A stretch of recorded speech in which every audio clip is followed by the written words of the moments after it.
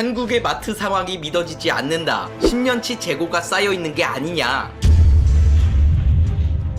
최근 전 세계적으로 유행처럼 번지는 현상이 있습니다. 마트며 편의점이며 눈에 보이는 물건이란 물건은 닥치는 대로 털어버리는 사재기가 바로 그것이죠. 특히 미국의 경우 국가 비상사태 선포로 인해 휴교 및 재택근무가 확산되면서 식료품을 대량 구매하려는 사람들이 기하급수적으로 늘고 있는데요. 대형마트마다 패닉에 가까운 사재기가 발생하자 트럼프 대통령이 직접 나서 국민들에게 진정할 것을 주문하는 한편 유통업계 대표들과 함께 사태 진화에 진땀을 흘리고 있습니다.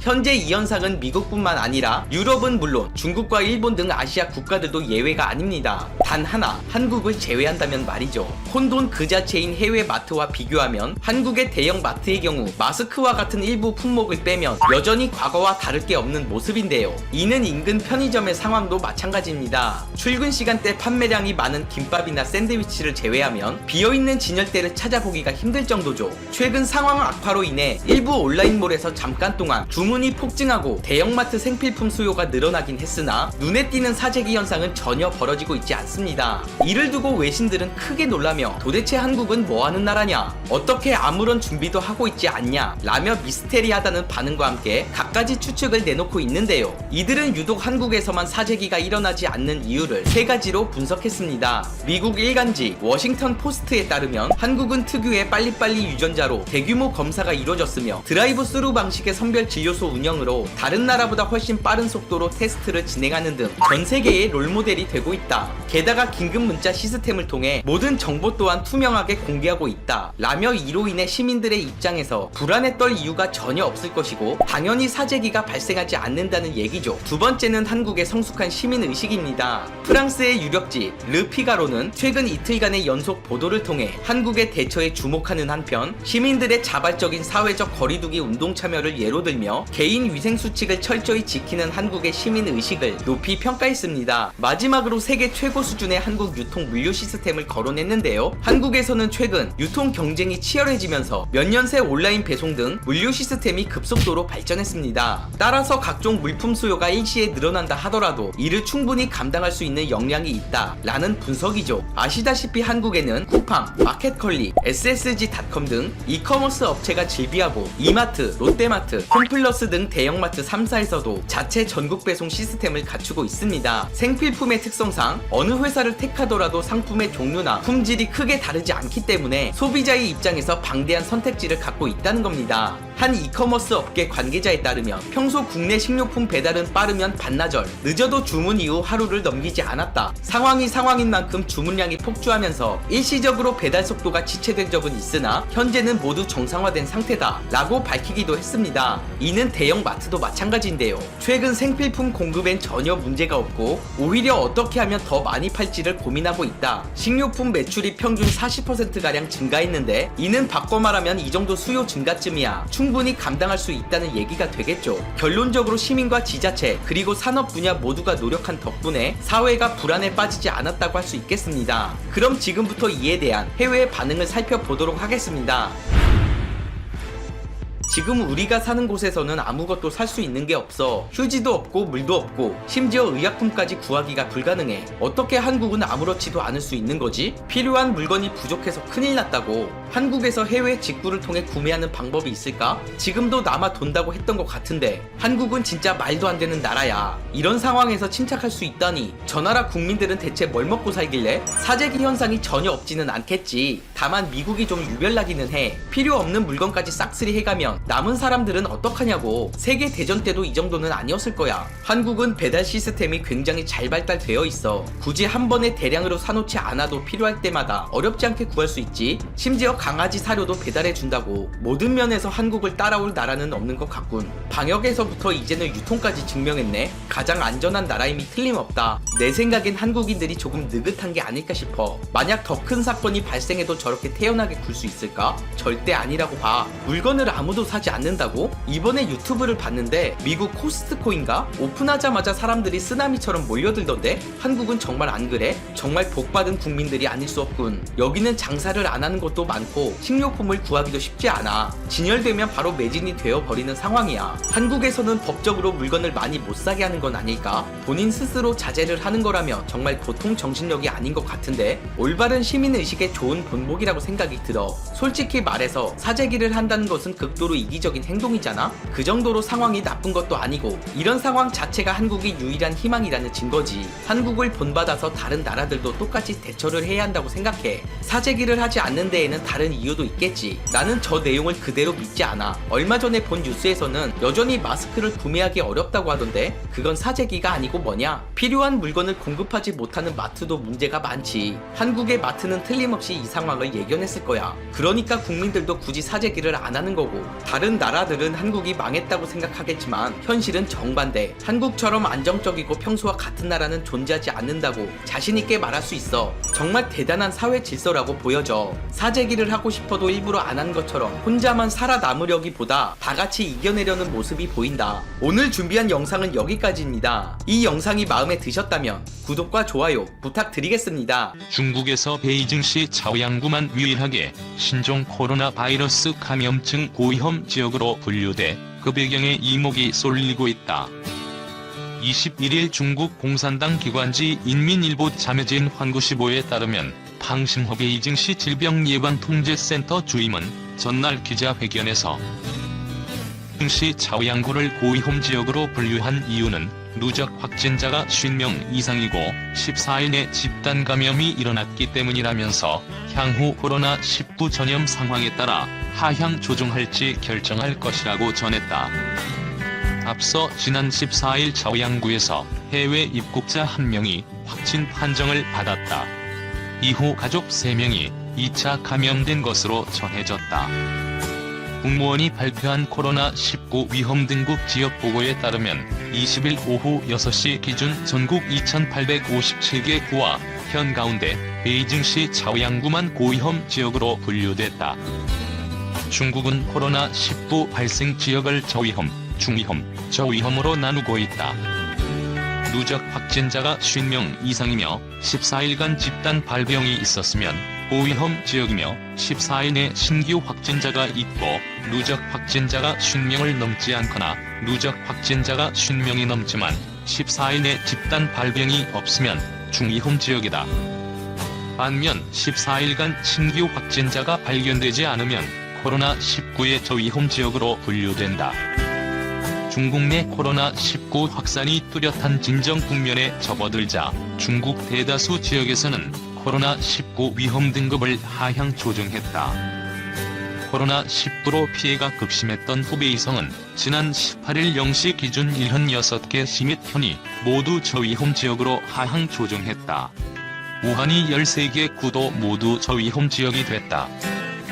방 주임은 베이징에는 드러나지 않은 위험이 상존해 있다면서 코로나19 외부 유입을 차단하기 위해 베이징으로 오는 모든 사람을 대상으로 2주간 자가격리를 의무화하고 있다고 설명했다. 중국 전문가들은 중국 정부의 이 같은 조치가 지나치다고 주장했다. 환구시보는 한 전문가를 인용해 차오양구 면적의 2배에 달하는 싱가포르를 예로 들면 지난 20일 하루 싱가포르의 코로나19 확진자가 1,426명 늘어 누적 확진자가 8,014명으로 집계됐다며 하지만 차오양구 내 누적 확진자는 75명에 불과하다고 지적했다. 차오양구는 각국 대사관, 서우두국제공항이 위치하고 다수의 쇼핑센터가 자리 잡은 업무 중심 지역이다. 중국 하얼빈서 코로나19 집단 감염 우려 증가 병원 내 감염까지. 중국 해룡 장성 하얼빈에서 신종 코로나 바이러스 감염증 집단 감염 우려가 커지면서 당국이 질병 확산을 막기 위해 4천여 명에 대한 밀접 접촉 여부 조사에 나섰다. 상관신문과 펑파이 등 중국 매체에 따르면 해룡 장성 위생건강위원회는 9일 하얼빈에서 다시 신규 확진자가 나온 뒤 21일 오전 7시까지 집단 감염으로 인한 확진자가 47명, 무증상 감염자가 25명이라고 밝혔다. 집단 감염 환자 중에는 하얼빈 의대 부속 제1병원과 하얼빈시 제2병원 등의 의료진과 환자, 가족 등이 다수 포함되어 있는 것으로 전해졌다.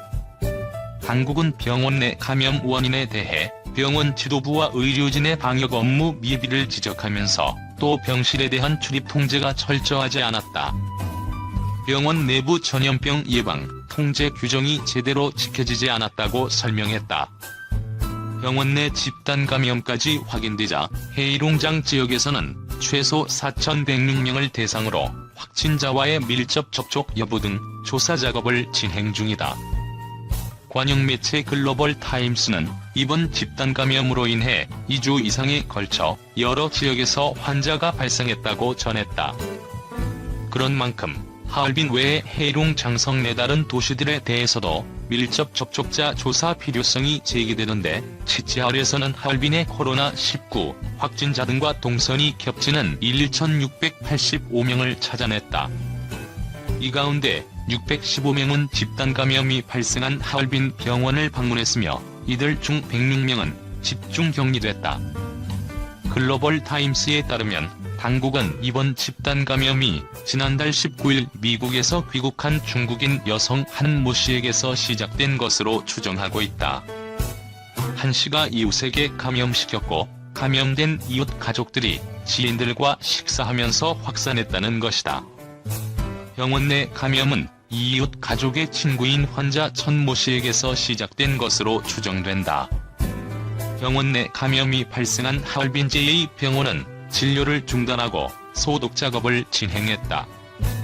하얼빈시는 코로나19 확산세가 계속되자 일부 주거 지역에 대한 봉쇄식 관리를 재개했고 중국 내 코로나19 상황이 심각한 지역이나 해외에서 오는 모든 사람에 대해 4주간 격리하도록 하고 있다.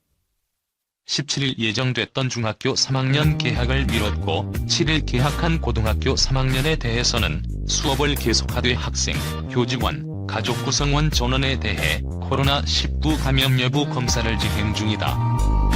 또 약 1,400명의 순찰 요원이 하얼빈 시내 공원 97곳을 순찰하며 집단 체조나 마장, 장기 놀이를 하는 등 사람들이 모이는 것을 막고 있다. 중국 동북 지역의 다른 도시들도 하얼빈으로부터 코로나19가 유입될 것을 우려 통제를 강화하고 있다.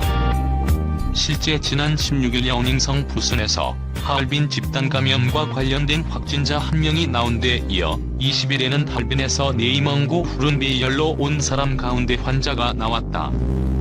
이에 따라 인접한 지린성, 랴오닝성의 최대 도시 창춘, 선양 당국은 이달 들어 하얼빈이나 무단정에 방문한 적이 있는 경우 지역사회에 신고하도록 하고 14일간 격리하도록 했다.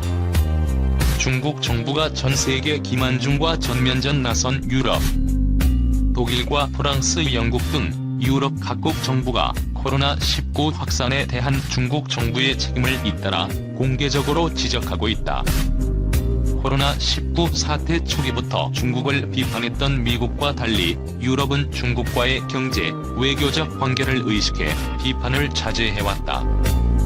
하지만 중국 정부가 코로나19 사태에서 자국 체제를 일방적으로 선전하고 허위 정보를 퍼뜨리고 있는 것에 대해 반발이 커졌다는 분석이 나온다.